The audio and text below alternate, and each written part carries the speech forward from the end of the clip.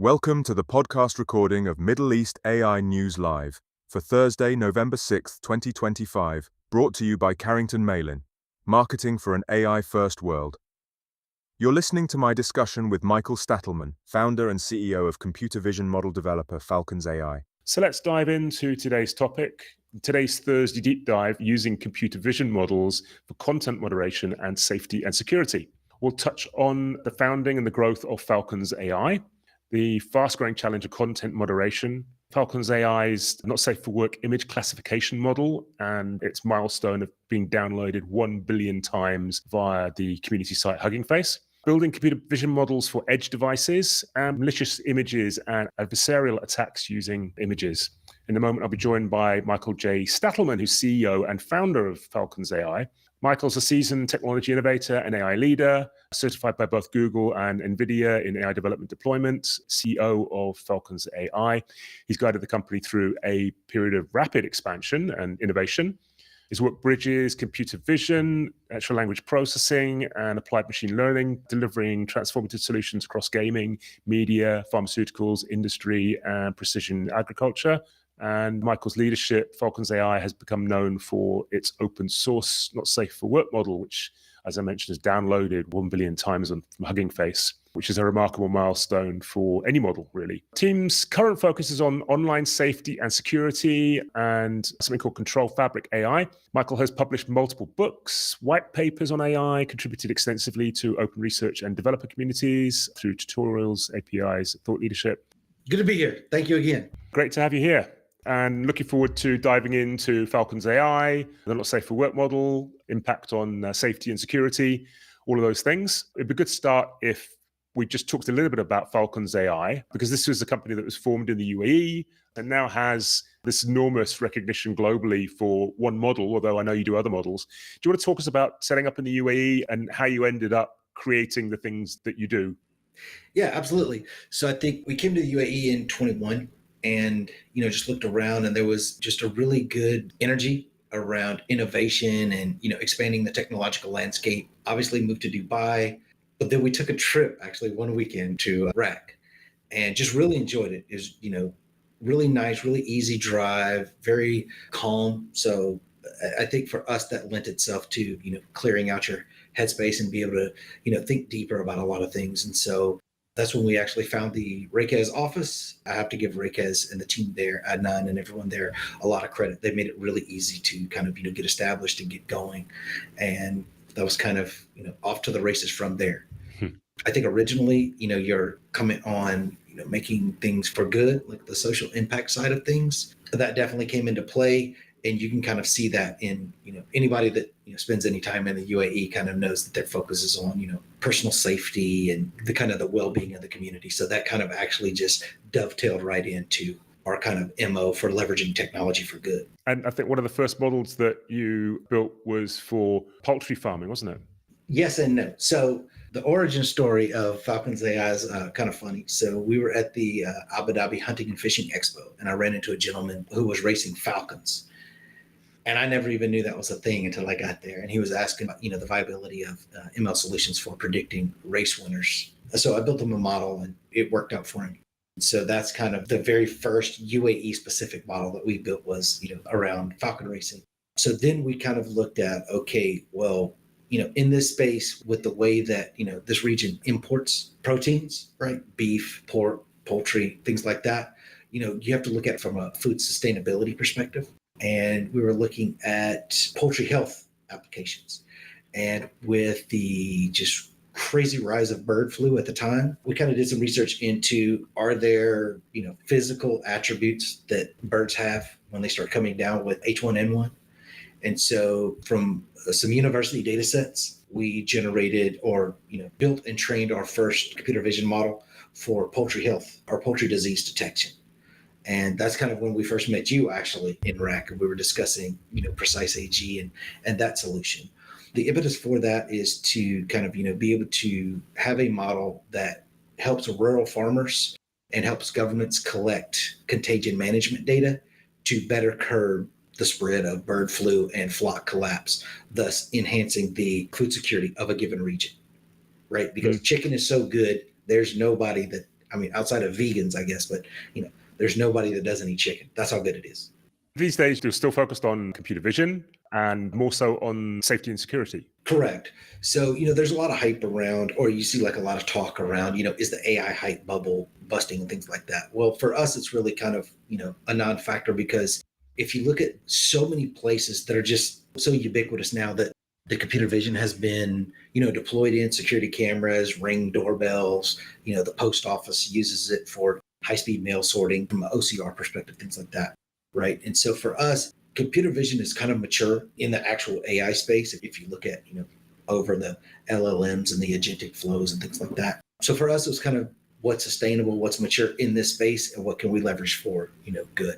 And then we started looking at, okay, when you start deploying these new technologies, you inadvertently increase the threat vectors and levels of vulnerability that these systems are exposed to, because you have a new API or new interface or new surface to, present as an attacks vector. So then we just started getting into, what are some of the things that we can do to prevent some of these issues around this. And part of what we stumbled on was the content moderation side of things with regards to our NSFW model. And so that was one of the very first truly public good open source models that we developed. And that was all generated from a conversation, right? So we were at, my son's friend's birthday party, and we start talking about how is, these crazy imagery getting into Roblox and Minecraft chats, right?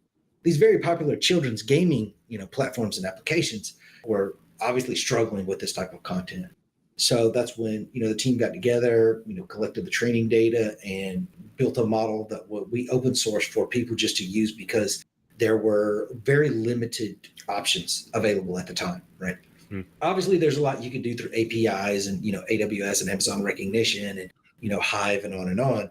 But a lot of people don't want to go through the per image or even send their imagery data out to a third party. So we figured, this is a lightweight 300 meg model. You can deploy it locally and set up your own, content moderation system. This is a huge and fast growing problem. And I think anybody in any business, particularly though in the technology sector, is subject to information overload. But actually our machines are also subject to information overload as well.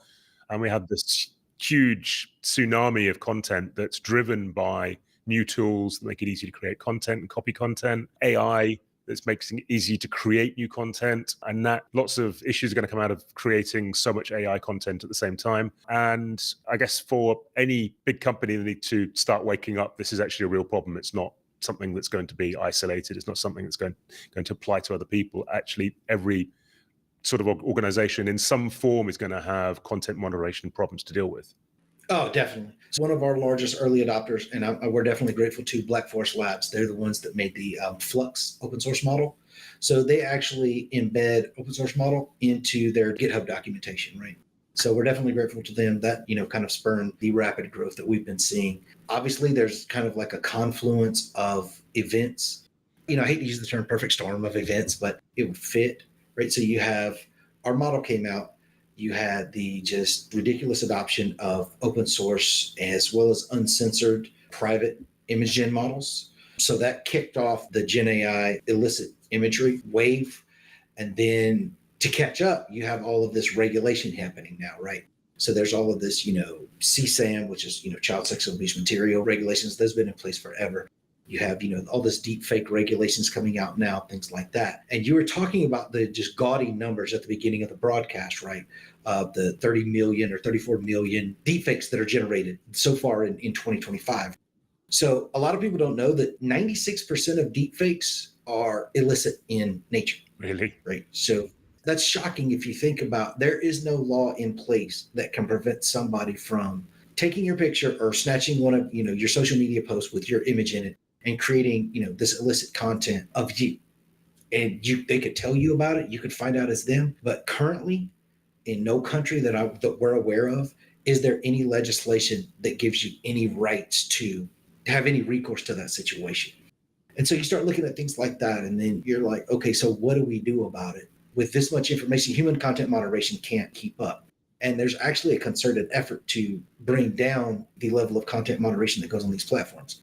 I mean, have you been on Twitter lately? Like, it is a just madness storm a variety of content, right? You can run your gamut. Recently, Facebook talked about across all of its platforms rolling back the effort of content moderation and going to community chats, right? Then you look at what last week or 2 weeks ago when OpenAI spoke to allowing the ChatGPT models to engage in illicit conversations and generate illicit content, right? It's a problem that we all understand is there and it always has been there. It's just getting a lot worse. And the people that we think that would be in charge of wrangling this stuff are choosing to kind of step aside. And that's kind of why I feel like the model took off like it did. And it's a complicated problem to solve. The UAE, a couple of weeks ago, I think, issued a warning to residents to take care not to use AI to alter images or create images of national symbols and significance that might harm the UAE's reputation. There was a month or two ago a court case in Saudi Arabia with somebody's image that was AI edited without the permission and subsequently used online. That was the first time that come through the relevant authority for prosecution in Saudi Arabia. So these things are going to keep popping up with increasing frequency. Oh, absolutely. We recently found out. So there are other companies that are, going the opposite route with that, right? Yeah, we found in ByteDance, the owner of TikTok, their GitHub documentation, they actually use our model. So it's not all or nothing type of situation. There are certain social media companies, large ones, are actively pursuing blocking and minimizing this type of content. Whether you want to be in this fight or not, if you consume any sort of digital content or anybody in your household does, you're literally already in the fight. Like it's just, how much effort do you want to put into it? And so for us, it's just putting a solution out there. You can obviously through APIs or Docker containers or SDKs, you can have it, but we do have our open source model to give you some semblance of a fighting chance. So this is an open source model. It's been available for download for free from the Hugging Face open source AI community for some time. Correct. When did that start? And when did you first share this as open source code? And what's been the story there behind the 1 billion users? We first deployed it in 2023. And like I said, it really started taking off last year. And then the beginning of this year, that's when we started hitting like just crazy benchmarks, right? 100 million a month. We got up to number one overall most downloaded, model on the platform over the last 30 days. And then, recently there was a report that came out from the Hugging Face team that we're actually ranked 7th all time most downloaded AI models. So I take that as, definitely grateful to the opportunity and the gifts to be able to build a model like that. But I also take that, like I spoke to previously about, people need solutions that maybe they weren't finding elsewhere. And so if this one thing can solve this one problem and it's free and it's high enough quality that it's going to be sustainable for us to use in our systems, then that's where we take it. Probably a lot of orchestration going on. So if you look at a lot of content providers, CMS solutions, things like that. So if you're spinning up 20 or 30 different sites for 20 or 30 different of your clients, you already have a baked in solution that works. So you can scale that across all of your clients' content. It's crazy because, we offer a place for our members, our clients to upload images of their products and services. Well, you get a new client, they want to advertise a new service. How are you going to catch that if you're not actively, paying attention? You can have that model running on your uploads side from your platform and actually start flagging and catching that before it actually gets out to, the general public. You suffer brand damage or, something along those lines.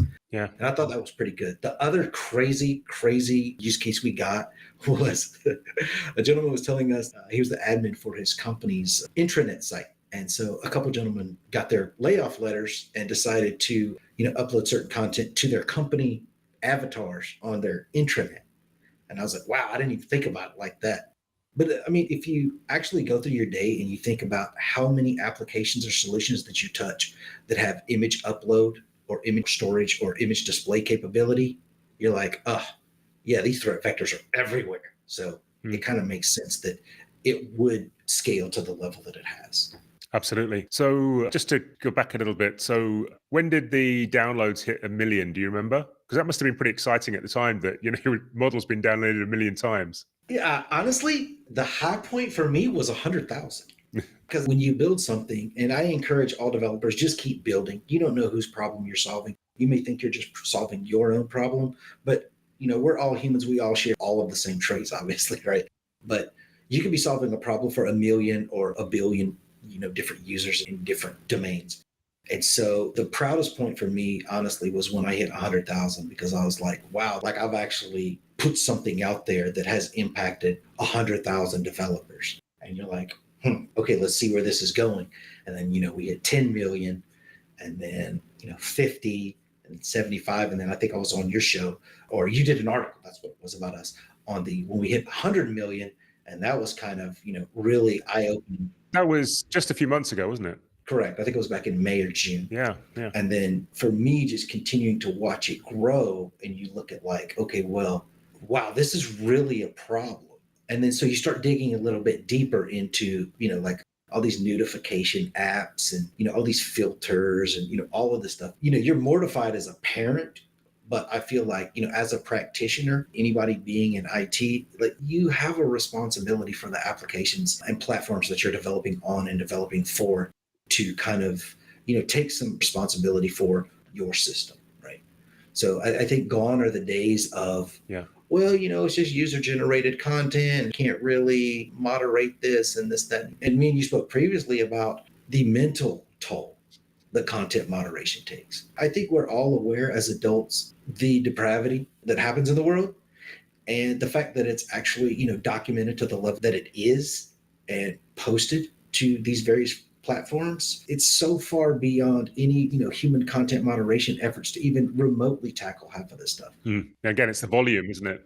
Hands down, it's the volume and velocity, because it's one thing to have, 100 billion images generated over 10 years. It's another to have 100 billion images generated over 10 months. And so, the fact that we have these advanced capabilities and these tools that can automate a lot of this stuff, why not turn AI on itself to manage itself, more adequately? Now, once again, AI is a probability, so there is going to be some fall off, but going to be the MO moving forward. So this has got more than a billion downloads. Mm-hmm. I'm sure the founders listening to this will want to know, well, how do you make money if you're given a billion downloads for free?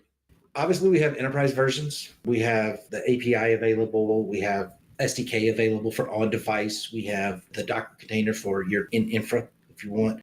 That's a higher trained, deeper edge cases model with some robustness built in. So we spoke previously about the brittle nature of a lot of the models and a lot of the architectures, because when you start deploying these solutions at scale, then you start spreading your threat vector, and you're going to get people testing your solutions and your applications and your models in different ways. And so the enterprise version or the paid version is much more robust, less easier to adversarial attack than our open source model. And so that's kind of our monetization strategy, is the enterprise is an upgraded version. If you need something, we have something there for you with the open source model. But then we also have the new version, which was actually, we partnered with Intel to benchmark. It's a lower power, lower footprint, smaller model to go 100% on device. Because once again, like we spoke to previously, you have all of this legislation coming down to try to catch up with, all of this AI push and this just rapid adoption of this technology. And so when you start getting into data sovereignty laws, in-country data legislation, things like that. For example, KDHA, they mandate that all schools have to have, this type of content moderation on device. Well, parents aren't going to accept images of their children or, whatever the case may be, going to a third-party vendor out of country. So you can kind of do that with our Docker container running in the school's own infra, or using our on-device SDK or PWA running actually on the Chromebooks or whatever devices that your children were using. And the notification is only getting sent to the MDM solution or mobile device management solution within that infrastructure. So we see no data, nothing. It all stays in-house in your own infrastructure, and still gives you the ability to block and detect and search for and manage this type of content. Yeah, and presumably something that all school systems would want to do. I mean, you would think, right? Like I said, the internet's not getting any cleaner anytime soon. So, No. It's on us to kind of first stop it and combat it where we can. And it definitely aligns with the UAE values, right? This type of content has no place in certain places. And so you touched on Edge a few minutes ago, so I'd like to go back to that, because Edge is also a very fast-growing space for computer vision, with billions of IoT devices being deployed all over the world, increasing the number of cameras for security, safety, product verification, industrial maintenance and repair. IoT is going nuts. It's everywhere. And you actually are working on IoT edge applications as well, aren't you? Edge models. 100% correct. Obviously, we trained it NSFW detection, but the pilot that we ran to benchmark it with Intel was for sensitive image detection. So when you start getting into the manufacturing space of high-end products. So do you want to just introduce the collaboration that you have with Intel? Definitely. So super grateful to the Intel team at Intel Liftoff. So that's their startup onboarding program. And what they do is they come in and, they work with you to try to see, how you can leverage Intel's resources to optimize your products or, things like that. And so with Des and Rahul and the team, we were talking about what we wanted to do with making our model super small, so super light footprint and really low power to go on the edge. And as you spoke to previously, edge devices are blowing up. And so the further out to the edge you can get the decision point for a system, meaning inference at the edge, then the faster that you can make those decisions and take those actions, right? And so edge accounts for everything from like handheld, like so you have like QA walking around with a handheld product defect or anomaly detection, right? Smart TVs, agricultural sensors, health monitors, wearables, video doorbells like the Ring cameras, all of that stuff. So when I tell people our goal is 1 billion paid devices, it's kind of an eye opener. But then if you actually think about the number of image capable devices that are out in the world, it's kind of like 1 billion is not really that much anyway. So, and providing that capability to our clients or users just enhances the overall quality of life across the board. And all of these devices are going to be managed by AI because of the volume of devices, the volume of data involved. And so the computer vision models are essential in order to be able to automate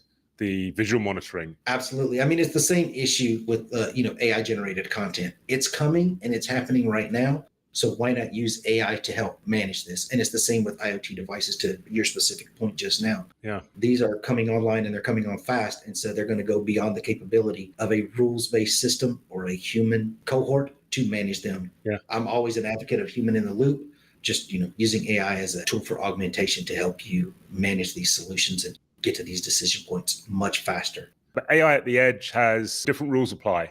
There's connectivity, there is power usage, there is processing, and you're actually working on some of those problems, I think, with the Intel project. Literally. And so ran this project with Intel. We kind of looked at, okay, the current model architecture is really good for what it's designed for. And that's to be, run on a server, run on a laptop, run on something with some plugged in power and significant compute resources for that specific image task. Well, when you start pushing things out to the edge, you run into size, space, and power utilization criteria or constraints rather.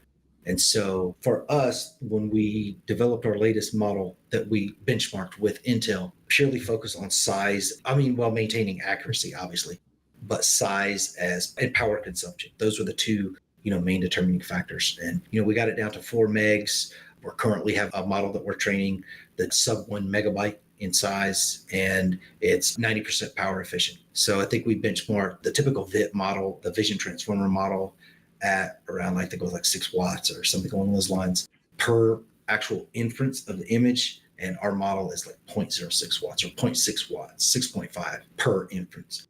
And where you get that benefit is, so if you look at like drone for crop scanning or, soil sampling, things like this, anything at the edge, you're not going to run a 1,000-foot extension cable out to that one little sensor. So that battery becomes key, and that battery has to run the whole device. So you can't have your inference just churning down that battery at a ridiculous rate and have that still be a sustainable solution for that farmer or for that person wearing the glasses. And so when you start talking about wearables and things like that, then it really hits home from a consumer perspective of, yes, I hate, my Bluetooth headphones wear out. So anything that will help be smaller. Yeah. Then, of course, we multiply that by hundreds or thousands or millions or billions of devices, then the wastage is huge from those larger models. Absolutely. And me and you spoke to this specifically, this point, I think probably about a year ago when you were asking me, my perspective on what's going to happen in the model space. And I told you, I think everything's going to get smaller and go on device. And that's not just like an Oracle Mike prediction. That's kind of, if you ever have watched the evolution of technology, it always starts out big, aka the IBM mainframes. And then where are we today? iPhones and Androids and Samsung Galaxies and, 1 billion or whatever the number is currently. We talked a little bit about malicious images, but I think it's worth going back to that and talking about a bit more what that entails and what the risks are to organizations. And you mentioned, we were talking before the show about Tesla. It wasn't a scandal, but it was a wake-up call where somebody posted an image with code on it on a street sign, and they picked that up, and then it caused a malfunction within Tesla. But that practically could happen to a wide variety of devices. It's happening right now to a wide variety of devices, right? And so with any type of new technology and innovation, you start talking about, it's always the innovation that gets the celebration. And I think, safety and security comes secondary and third and fifth and 10th or wherever it fits in that company's priority stack. But what happened is, what you're talking about is the robustness of that model, right? So any added noise or pixelation in an image, if that model is not trained from a robust data set with these variations, with these attack-based images in it, your model becomes brittle and it becomes susceptible. And so the incident that you're talking about is somebody put a mispixeled sticker on a stop sign. And even though the models are obviously trained to recognize stop sign, that little pixelation or attack threw the model off. And so basically caused the Tesla to run through the stop sign. Whether you're a fan of Elon and Tesla or not, if you start looking at the number of automakers that are putting these autonomous driving and full self-driving in, you start looking at the real world impacts that somebody somewhere could put a sticker on a stop sign and that car can plow through that stop sign. Well, what if there's people involved, right? And so that's kind of the importance of robustness testing and training for these image models. And so that's why we came up with our solution, Talon, and you can go check it out. It's talon.falcons.ai. Basically what it does is it runs the gambit of the 5 adversarial tests through that model, and it gives you a robustness score. Why that's important, and we started with the open source side of things, is because most people do not build their own network or their own architecture from scratch. What most developers do, as you should be, right, leveraging training before, right? They grab these models, these pre-trained models off of Hugging Face, and then they fine tune them. Well, you're still bringing in those deficiencies if you're not adding in some semblance of robustness testing in your model training pipeline, right? And so this is just kind of a simple tool for developers and companies that do fine-tune their models on open source models to say, hey, we have done our due diligence in the domain of making this model more robust and more safe to deploy publicly.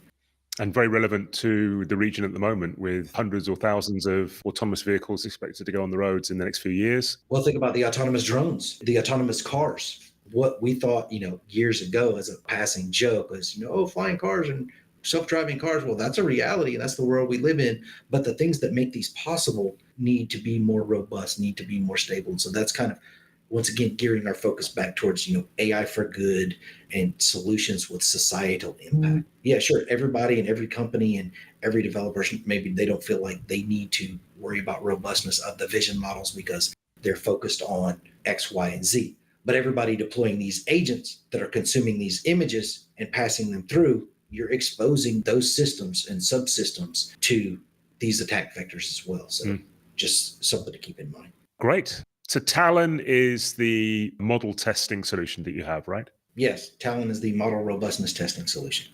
And there was one other model then that we haven't mentioned. So the API for the malicious image detection, right? Going along the lines of the trust and safety side of things. There's been a trick where people have been embedding malware and viruses into images, right? And then passing them along. The most up-to-date antivirus will catch it. But the issue is it still has to hit your system, and it has to hit a system with up-to-date antivirus protection on it. And so what we did was we came up with this malicious image detection that basically scans an image and identifies any type of code embedded in that image. The reason that any company may want to use this, any company that accepts external image uploads, it's a cybersecurity aspect, right? Once again, your model can break from an adversarial image, but your system can break as well because, when it starts executing malicious code, because a user clicked on an image and tried to, render it in their image editor or whatever, it kicks off. So our rationale with the malicious image detection is as a front end. So if you can keep the home invasion outside of your fence, why wait till it gets inside to call the police and do all this stuff and, take all these remediatory actions or whatever. So that's kind of the impetus behind the malicious image detection API. And these are all available right now. You can go to Rapid API and pull up Falcons AI and click through these APIs and stuff. But For us, it's just let's leverage this technology to solve problems, not necessarily automate what we've already been doing, but automate this next wave of problems that we're having by launching this technology, right? And so we talked about the image gen scenario. Well, it's easy now to generate images embedded with malware, because how many images can you generate in an hour? That's the level of malicious images that you could generate as well. And I'm not talking about just NSFW content or things that would get flagged by content moderators. It may be something as simple as Tweety Bird, and there's a Trojan or a ransomware embedded in it. Maybe it doesn't get hit or get picked up by your web filters or whatever. Some user decides, oh look, check this cute image out, and now it's proliferating through your network. So yes, that's the history of the internet. Let's just download this and see what it does. Oh, this looks cool. Well, so congrats again on the 1 billion downloads. It's just mind-boggling, and I know there's lots of hard work Thank you. behind that, so you definitely deserve it.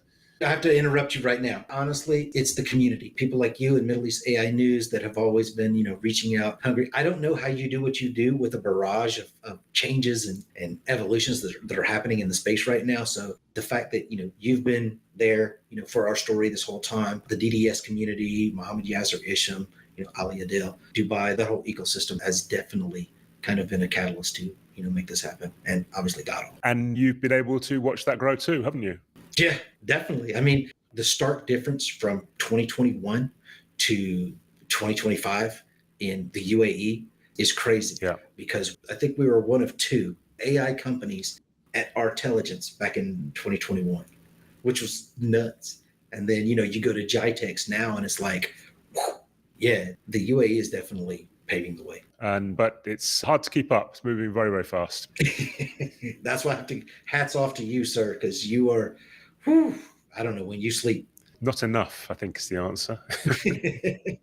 Great. So I'm going to round off. Any final comments that you might have before we go? Kind of prepped you for this one, but since we are talking about artificial intelligence and thinking machines, so people start projecting out what SGI or AGI or whatever term you want to use is going to happen and what it's going to do to us in the future.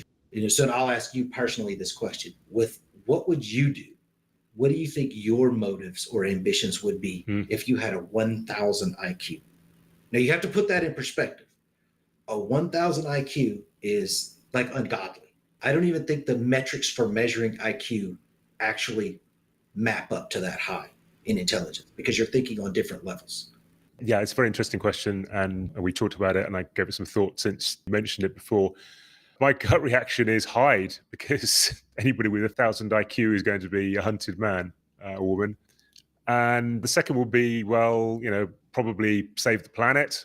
There's a lot of things that are very wrong in it and potential to come up with new ways of addressing things. But the reality is nobody can imagine what it's like to have 1,000 IQ. You can't think on those levels, right? But so I always put that out there because we are talking about intelligence and emergent patterns and all of these phenomena that are happening before our eyes. So we're actually watching this new form of thinking evolve. And so I think that's something that we as humans have to kind of constantly conceptualize is, okay, if I had that, what would I be thinking? Because these models are trained on human knowledge at their core. Now they can come up with, just different variations and emergent patterns in the data. But at their core, they are trained on, human visuals and human text and human audio. So if we had that level of elevated thinking, what would we be thinking, right? That's kind of, if I could, it would be that. Yeah. And then begs the question, what will you do when there's machines that have that kind of intelligence? Oh, right. I do think it's on the horizon. I don't know when, but yeah, I do think it's there. Thanks very much for joining us, Mike. It's been great. No problem. Thank you for having us. Hope to have you back again one day. And best of luck with the next billion. Yeah, that's the plan. The next billion will be monetary. So that's what I'm looking for. You've been listening to a recording of Middle East AI News Live for Thursday, November 6th, 2025. Brought to you by Carrington Malin. Thanks for listening.